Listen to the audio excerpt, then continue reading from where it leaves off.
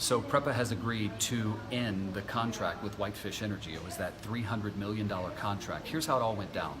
Sunday morning, the governor, in a surprise announcement, stepped before the podium and said, essentially, this has become too big of a distraction. I have questions and concerns about this contract, so I want PREPA to end the contract effective immediately.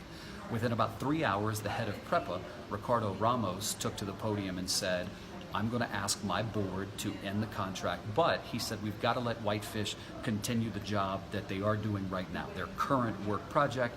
And then he said, once I am able to end the contract, it will still take 30 days. There's a clause in the contract that says once I notify you of termination, it doesn't actually take effect for 30 days. Let me give you some numbers. According to Ricardo Ramos, Whitefish has been paid about $10.9 million to bring its workers and heavy equipment to Puerto Rico. And it has a $9.8 million payment that is pending for work done so far.